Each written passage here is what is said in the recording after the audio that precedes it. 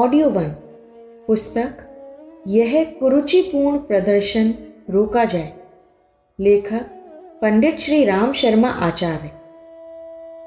स्वच्छता, सुव्यवस्था और सुसज्जा व्यक्तित्व के बाह्य परिधान हैं तो शिष्टता, शालीनता, सहृदयता वे सद्गुण हैं जिनके आधार पर व्यक्तित्व निखरता और आकर्षक बनता है।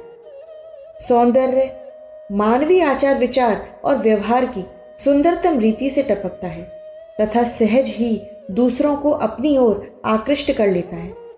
इस परिभाषा के अनुसार हर व्यक्ति का सुंदर और आकर्षक बन सकना उसके अपने हाथों में है। यह बात सही है कि कोई भी मनुष्य नहीं चाहता है कि वह किसी दूसरे की दृष्टि में भद्दा, कुरूप अथवा अनाकर्षक लगे। प्रत्येक व्यक्ति की यही इच्छा रहती है कि वह देखने वालों की नजरों में समाए, लोग उसे देखकर अनुभव करें कि यह कायदे करीने का विशेष व्यक्ति है। यथाशक्य दर्शनीय बनने का लोग प्रयत्न भी करते हैं। आकर्षक दिखाई देने की इच्छा अपने आप में कोई बुरी बात नहीं है। हर प्रबुद्ध प्राणी सौंदर्य प्रेमी होता है।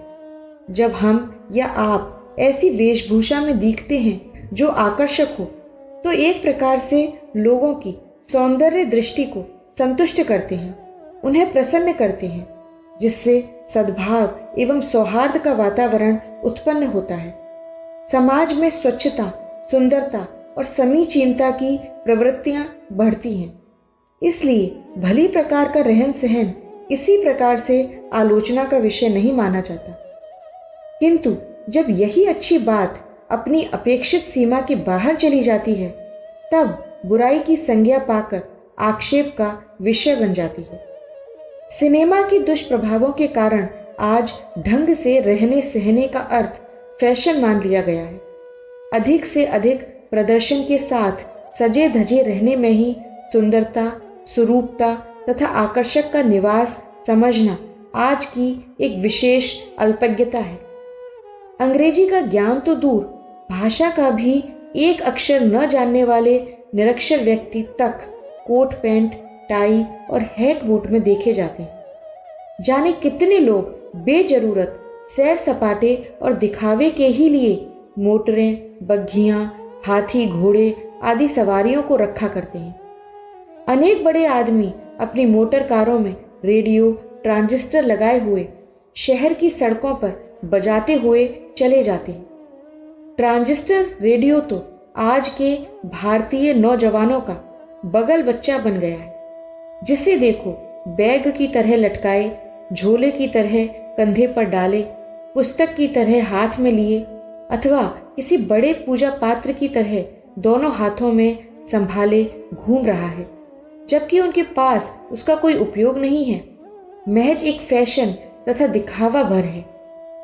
अन्य नागरिकों को तो छोड़ दीजिए, न जाने कितने रिक्शे, तांगे वाले ट्रांजिस्टर सेटों को अपने तांगों तथा रिक्शों में लटकाए दिखते हैं। इस प्रकार के बचकाने फैशन बनाने अथवा प्रदर्शनों में लोग कौन सा सौंदर्य और कौन सी विशेषता समझते हैं? उन्हें अपने तथा अपनी इन क्रियाओं के बीच असंगति का भी तो बोध होता नजर नहीं आता। वे यह बात तनिक भी तो अनुभव नहीं कर पाते कि उनका यह मूर्खतापूर्ण प्रदर्शन उनको उपहासास्पद बना देता है।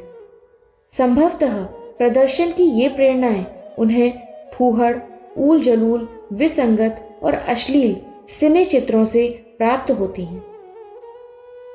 कपड़ों के किस्मों की यदि आज सूची बनाई जाए तो वह एक बड़े पुराण से भी मोटा ग्रंथ बन जाएगा और इससे भी मोटी वस्त्रों की सिलाई के प्रकारों की सूची बनेगी। आज शायद ही कोई ऐसा फिल्म एक्टर, एक्ट्रेस हो जिसकी नकल पर कपड़ों का फैशन न चल पड़ा हो। इतना ही नहीं, साधु संतों के राम नामी दुपट्टों की तरह अभिनेताओं, अभिनेत्रियों के नामांकित कपड़े पहनने में भी लोग गौरव अनुभव करते हैं। फिल्मों के दृश्य तक आज नौजवानों के वस्त्रों पर अंकित देखे जा सकते हैं। जहां कभी अधिक से अधिक कपड़ों पर फूल पत्तियां, हंस, मयूरों अथवा पेड़ पौधों की छाप हुआ करती थी, और उनको भी भद्र लोग पसंद नहीं करते थे, वहां आज कपड़ों पर अश्लील फिल्मों के अश्लील चित्र छपे दिखलाई देते हैं तथा नौजवान नागरिक उन्हें शौक से पहनते और शान समझते हैं। अंधानुकरण की यह कुप्रवृत्ति अब मात्र वेशभूषा तक ही सीमित नहीं रही, भाषा और व्यवहार में भी इसकी अच्छी खासी घुसपैठ हो चुकी है। अपने देश की भाषा के प्रति हर देश के नागरिक को गर्व होता है। दूसरे देशों के नागरिक बोलचाल में अपनी मातृभाषा ही बोलना अधिक श्रेष्ठ समझते हैं। भारत ही वह दुर्भाग्यशाली राष्ट्र है जहां जनमानस में अंग्रेजी भाषा के प्रति मानसिक गुलामी अब भी बनी हुई है। कितने ही व्यक्ति अंग्रेजी भाषा के प्रयोग में अपनी श्रेष्ठता समझते हैं तथा अंग्रेजी नहीं जानने वालों या कम जानने वालों को हेय समझते हैं।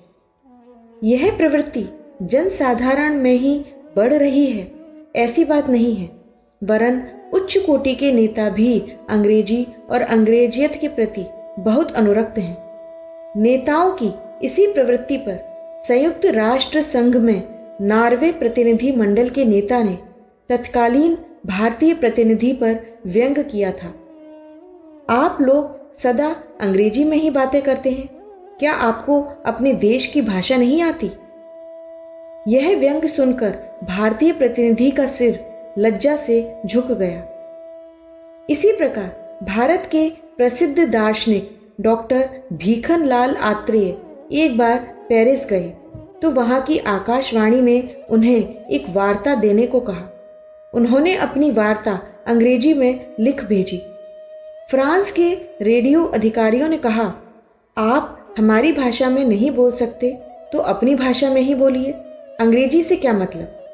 तब डॉक्टर साहब हिंदी में बोले और फ्रेंच में उसका अनुवाद किया गया।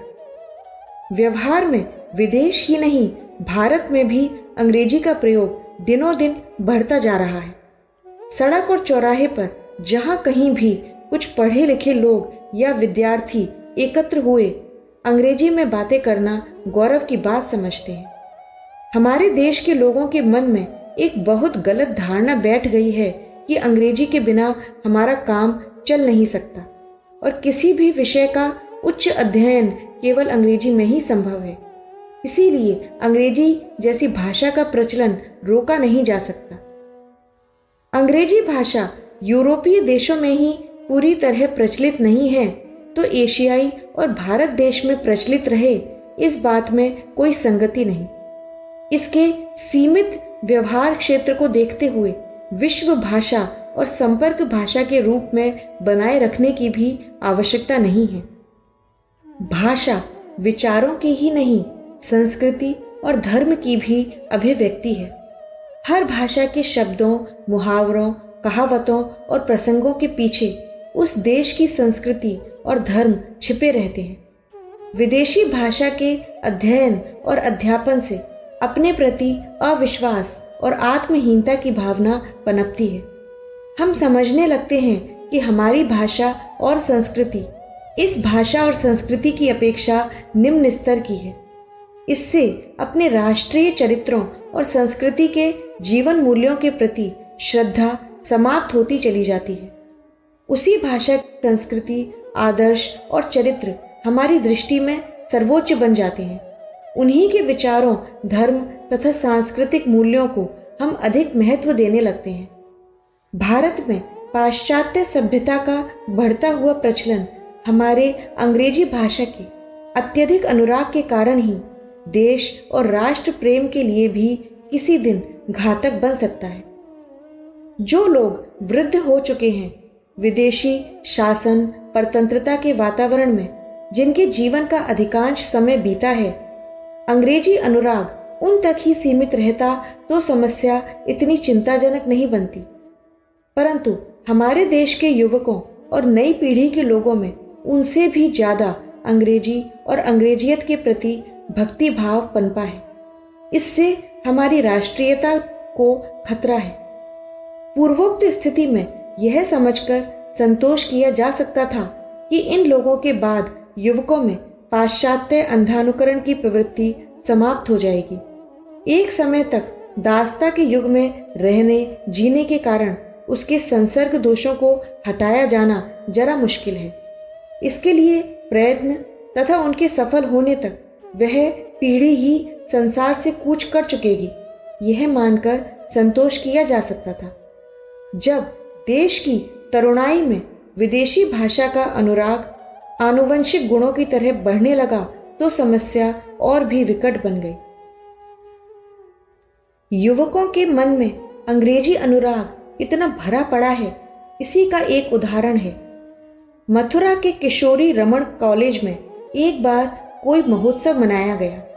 महोत्सव में भूतपूर्व प्रधानमंत्री श्री लाल बहादुर शास्त्री तथा उपकुलपति और अन्य कई गणमान्य लोग भी उपस्थित थे। उपकुलपति जी ने अपना भाषण हिंदी में दिया। विद्यार्थी तथा जनता बड़ी शांति से सुनती रही। परंपरा के अनुसार वही भाषण अंग्रेजी में अनुवाद कर भी दोहराया गया।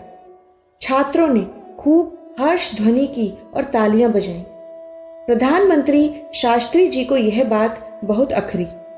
उन्हीं ने छात्रों के इस बौद्धिक परावलंबन पर एक गहरी लताड़ दी।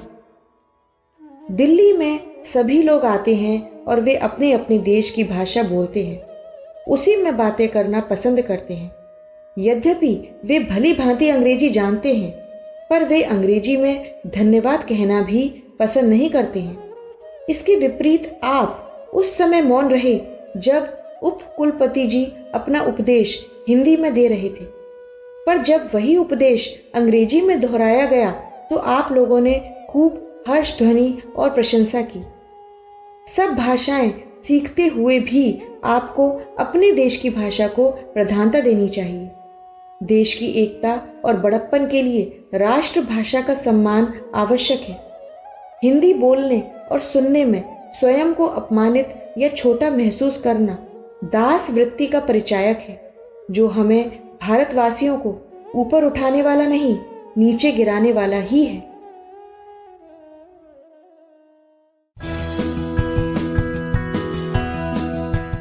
ऑडियो 2 पुस्तक यह कुरुचिपूर्ण प्रदर्शन रोका जाए। लेखक पंडित श्री राम शर्मा आचार्य।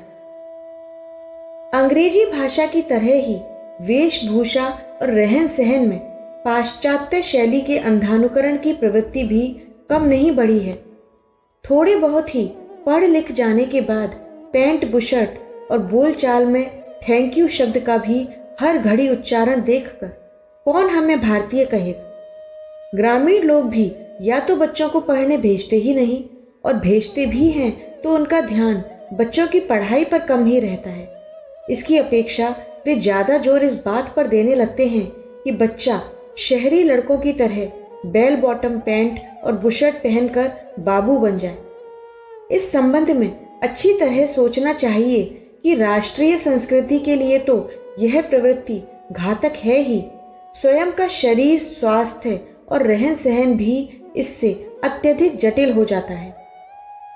स्वयं को सुंदर तथा शालीन दिखाने की चाह मनुष्य जैसे प्राणी के लिए अस्वाभाविक नहीं है।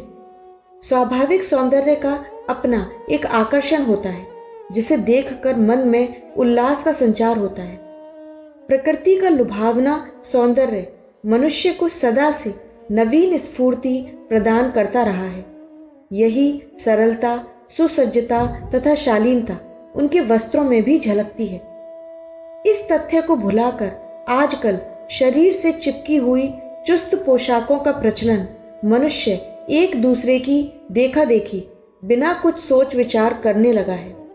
पहले वस्त्रों के चुनाव के पीछे शरीर रक्षा तथा सुसज्जा शालीनता का भाव था।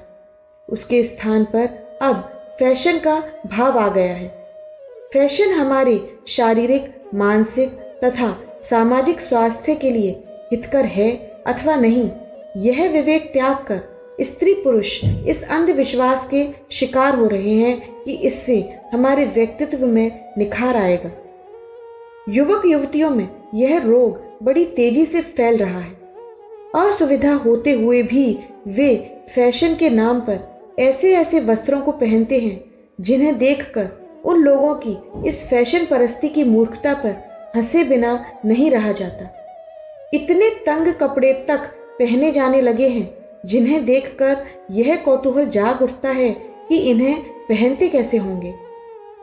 हवा की, धूप की आवश्यकता हमारे संपूर्ण शरीर को होती है।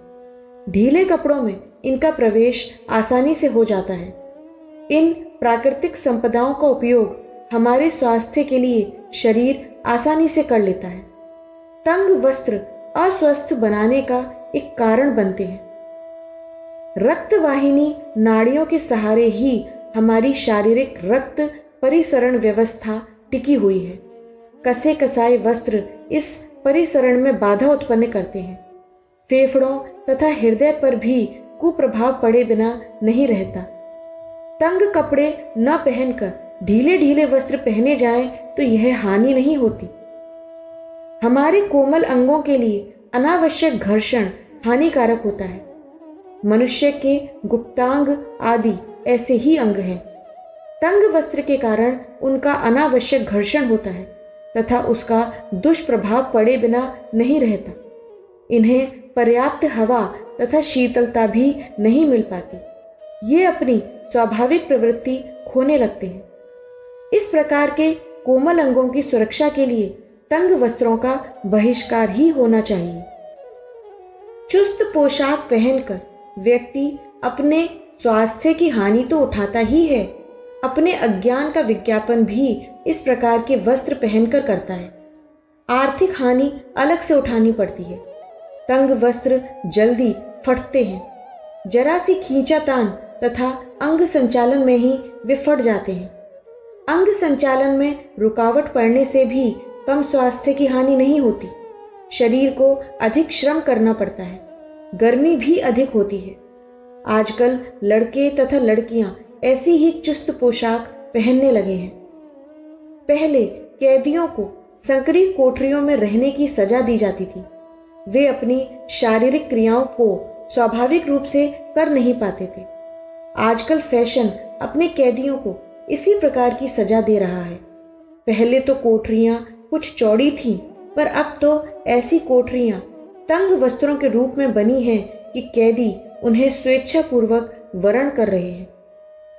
शरीर के कुछ अंग ऐसे होते हैं जिन्हें ढककर रखा जाता है। ये अंग प्रदर्शन के लिए नहीं, निजत्व की संपदा के रूप में ढककर रखे जाते थे। स्त्रियों के अंगों का उभार तथा पुरुषों के पुष्ट अंगों का प्रदर्शन स्वयं तथा समाज के अन्य व्यक्तियों के मानसिक स्वास्थ्य पर कुप्रभाव डालते हैं। भारतीय परिधान व्यक्ति के अपने निजत्व को वस्त्रावृत रखने के लिए श्रेष्ठ हैं। महिलाओं के लिए तदनुरूप साड़ी आदि शालीन परिधानों का प्रचलन है। पुरुषों के लिए भी धोती तथा कुर्ता आदि इसी प्रकार के वस्त्र हैं जो सुविधा, शारीरिक तथा मानसिक स्वास्थ्य को पोषण देते रहने के दृष्टिकोण से प्रचलित हैं। इस निजत्व को अपने जीवन साथी के अतिरिक्त उघाड़ना आंशिक वेश्यावृत्ति तथा पर स्त्री गमन माना जाता था। यही नंगापन आज की चुस्त पोशाक रूपी फैशन ने उजागर किया है। शरीर के उभारों, गोलाइयों को इस बेदर्दी से कपड़ों में कसा है कि कपड़े पहनने का अर्थ नंगा दिखना हो गया है। शालीनता के स्थान पर कामुकता भड़काने वाले ये वस्त्र पहनने वाले तथा देखने वाले दोनों के मानसिक स्वास्थ्य पर असर डालते हैं। समाज में अनाचार फैलता है। युवतियां इस प्रकार के कसे कसाए वस्त्र पहनकर सार्वजनिक स्थानों तथा बाजारों में निकलती हैं तथा कोई उन्हें छेड़ता है तो इसमें थोड़ा दोष उनके वस्त्र चयन का भी होता है। ये वस्त्र छेड़ने वालों की हिम्मत बढ़ाते हैं। कोई व्यक्ति यह नहीं चाहता कि उसके वस्त्रों से उसका व्यक्तित्व विषय लोलुप लगे। पवित्रता की प्रतिमा नारियां ऐसा कदापि नहीं चाहती, न पुरुष ही चाहते हैं। किंतु इस कटु सत्य से परिचित न होने के कारण वे अपने आप को सुरुचि संपन्न दिखाने के लिए फैशन का अंधानुकरण करने लगते हैं। वस्तुतः यह एक नकल मात्र होती है। नकल भले ही हो, उसके दुष्परिणाम से न व्यक्ति बच सकता है न समाज। इस नकलचीपन को बढ़ाने में प्रधान भूमिका है वर्तमान प्रचार तंत्रों की। अतः इस महत्वपूर्ण माध्यम को सही मोड़ दिया जाना जरूरी है।